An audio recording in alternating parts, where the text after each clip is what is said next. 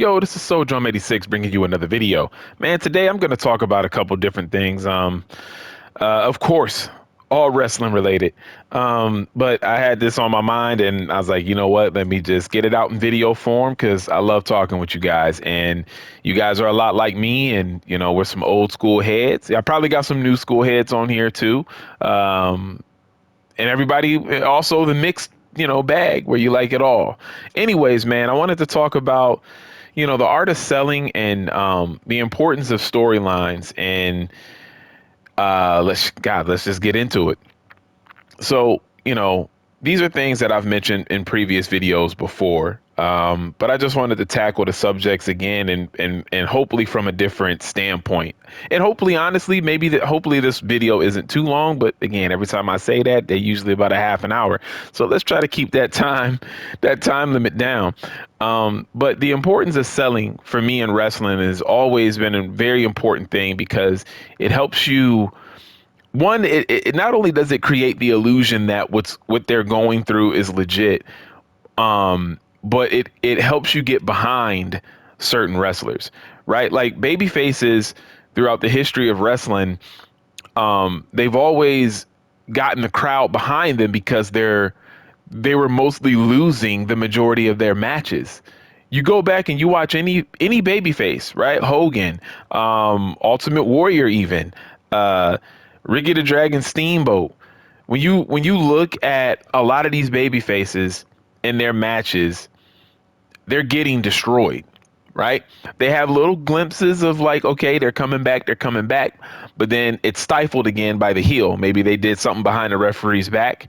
They find a way to stop whatever momentum. And then it's right back to it's right back to just beating down the baby face. And then that baby face looking like, they can't catch a break in this match. Like they are getting destroyed. It's kind of like it gives that underdog look to it, that underdog feel. Lex Luger versus Yokozuna, go back and watch that match at SummerSlam 1993. And Lex Luger was getting destroyed. You know what I mean? Like the majority of that match. He had little glimpses, but he was getting destroyed. And so as a fan, I even remember as I was rewatching that match not too long ago, and rewatching it just kind of gave me that feeling that I had as a kid where I'm just kind of like, come on, Lex, you know what I mean? Like, you got this. And it gets the fans behind you, right?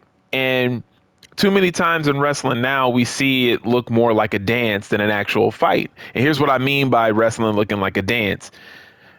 Choreographed, right? It looks too choreographed. It's when the next guy is going to start getting his moves in, or girl, and vice versa, when the other person is going to start getting the upper hand, and nobody really starts to lose a match for like several minutes at a time. It's somebody will slightly have the upper hand for a little bit, but then right back around, without selling a move or without doing anything, somebody pops right back up. They do a move and it's like, wait, but you just got what looked like destroyed, and now I'm supposed to believe that you got right back up from that, and now you're winning this match, or yeah. When I went to SummerSlam, earlier this month, or not this month, it's September now, but as I'm recording this video, but back in August, the Rhea Ripley match and the Liv Morgan match was fantastic, and Rhea did a great job of selling her shoulder because she just came from that injury. And so even being there live, she sold that perfectly. It was like, whoa, like this chick, it looked like she was legit injured. And but where they made the mistake was in the next match, which was Braun Breaker and Sami Zayn. Braun Breaker then also sells a shoulder injury, but he doesn't do it nearly as well as Rhea did. And it was just kind of meh. You know what I mean? But selling is very important, but you also want to make sure you sell a different part of the body in each match. These matches can't afford to look too similar because it can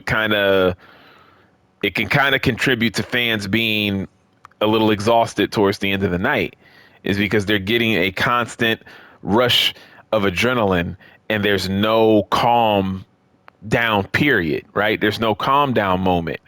Everything is just so high speed all the time, and all of these high spots. You got to give the crowd some time to simmer down just a little bit.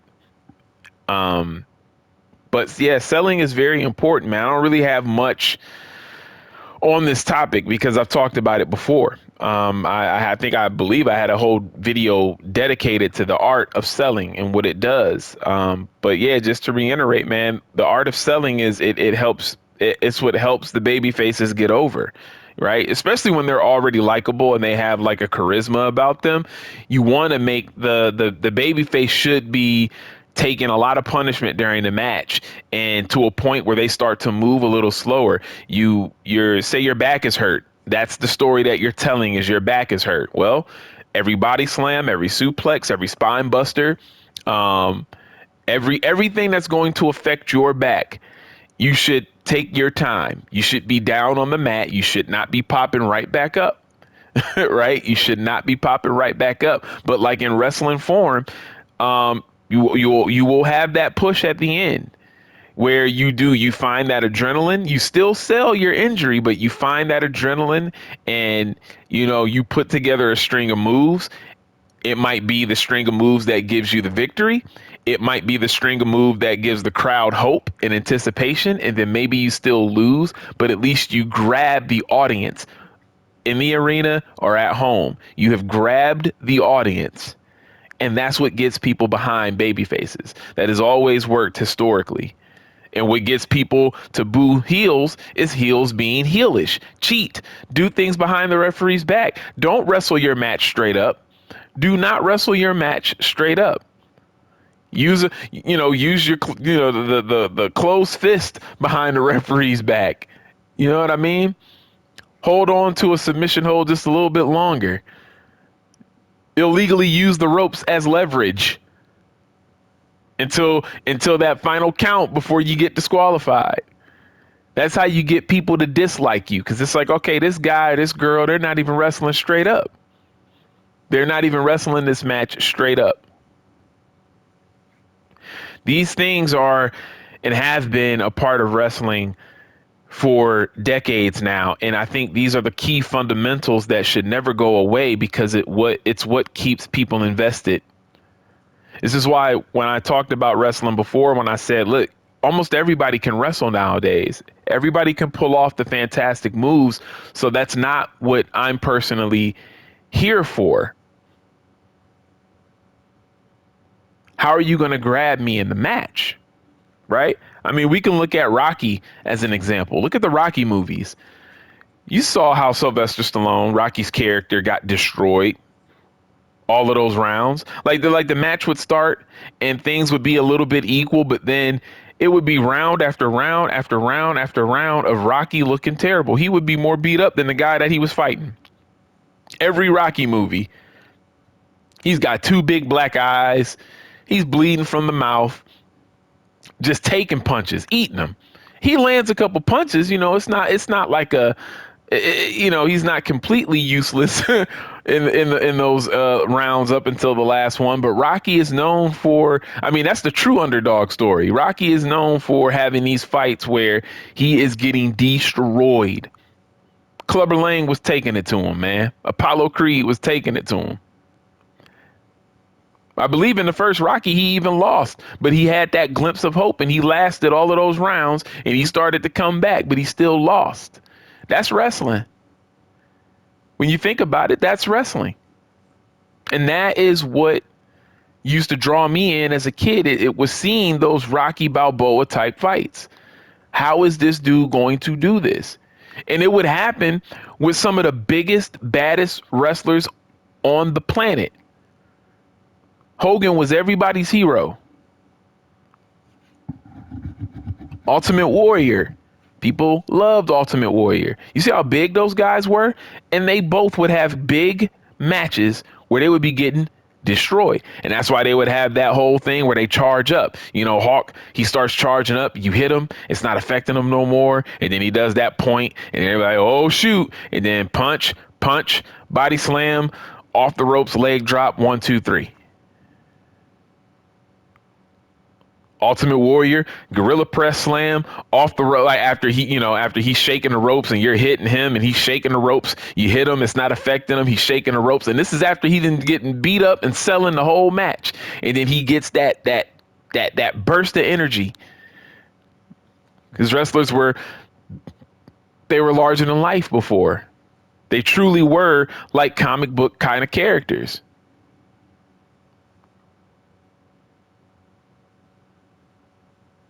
And that is missing from wrestling today. Those things are missing. That is why it's tough for a lot of people like us to get 100% invested into what's going on, which brings me into storylines. I'm sorry, this video is already going on too long, but it brings up a good point, because me and my brother were actually talking about this not too long ago. Is they'll have like 1 or 2 big storylines going on that are really good and really interesting. But it's like they put all their eggs in that basket. And so everything else on the card, everything else is kind of like, like right now, the Judgment Day and the Bloodline is the most interesting stuff going on right now. Everything else, it's like, meh, all right. It's like they don't really try as hard as they used to before. This is why I personally criticize Triple H's booking. And I love Triple H. It's not easy to say that. Triple H is one of my favorite wrestlers of all time. He's like, I would say Triple H is probably in my top 5, or at least top 10. So it's difficult to criticize him, but I will criticize him. You know, his booking isn't the worst, but at the same time, I mean, the storytelling, it's like they keep doing this, long-term stories, and which is not a bad thing. Wrestling is it's never bad when wrestling has long-term booking, but at the same time, if you're going to do that, you have to show that same level of care for all the other storylines. Even if they're not going to be long-term storylines, you have to try to get people invested. I mean, look at LA Knight. LA Knight, his whole big thing for Bash at Berlin was an open challenge. They didn't even give him really a storyline leading up. So when he wrestles at Bash at Berlin or whatever, when he wrestles there, there's nothing. It's just, the LA Knight match is on. Back in the day, almost every storyline had something. You were into it in some sort of way, whether it was one of the female matches or one of the male matches, right? Like whoever Triple H, whoever Trish Stratus was like feuding against, you were into when that match was gonna, whatever pay-per-view it was, you were into what was getting ready to happen next. You were into it. You because the weeks leading up to the storyline was so good, it was like, whoa.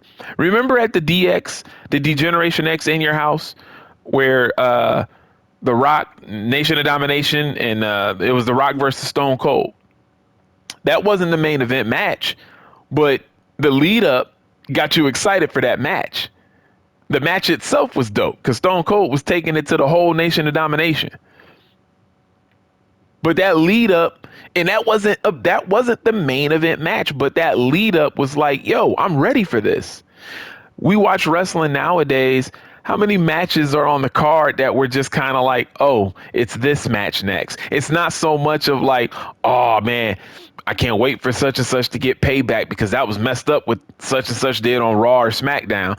But you got that way more back then than you do now. Like the whole, now, yes, look, listen, to each his own. And I will 100% agree that even back then, pay-per-views had their fair share of matches that you didn't really want to see or you didn't really care for. Even as a kid, there would be matches that came on where I was like, oh, I don't really care about this. But for the most part, because matches, it used to be about 8 matches for every pay-per-view back in the day, especially the big pay-per-views. I can't remember the In Your House matches. If y'all can help me out in the comment section. But at pay-per-views, Vince McMahon would always do 8 matches. For the most part, it'd be 8 matches. And the majority of those 8 matches, it left you with like, oh, this storyline that was going on was pretty good, and this storyline that was going on was pretty good. There was only like so many. There was only like maybe like two, maybe three that were just kind of like you didn't really care too much, but they kind of made everybody feel important. Everybody felt like a big deal, especially in the Attitude Era. In the Attitude Era, if D'Lo Brown had a match at a pay-per-view, that was big time. If Godfather had a match at a pay-per-view, that was big time. Hardcore Holly. I mean, the list goes on and on. There was always something that you could kind of sink your teeth into that you were ready for because of what the weeks leading to that match meant and what, you know, all of the stuff that was going on. But nowadays, it's like at a big pay-per-view or at a small pay-per-view, you're only kind of focused on anything surrounding the undisputed title, the title that Cody Rhodes has. That's what your main focus really is on. They haven't even pushed the tag team division. Nothing exciting is happening with the tag team division right now in WWE. Absolutely nothing. It's a forgotten title again. And Vince was the one that first was treating those titles disrespectfully. And now Triple H is. And now Triple H is doing the same thing that his father-in-law was doing with the tag team division.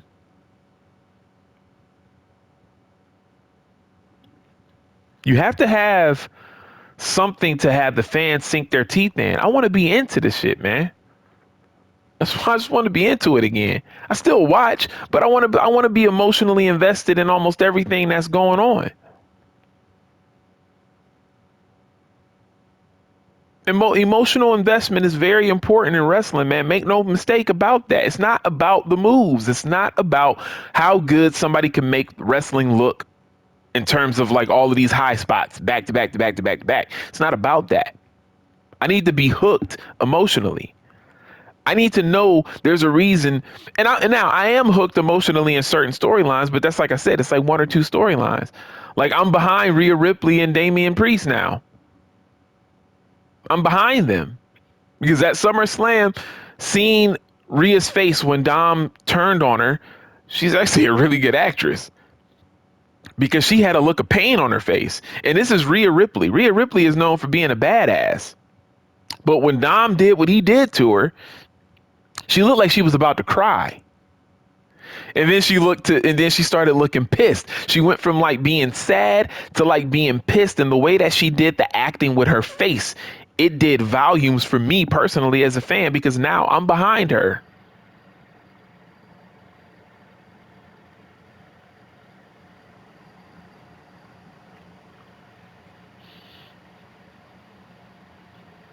So, I mean, look,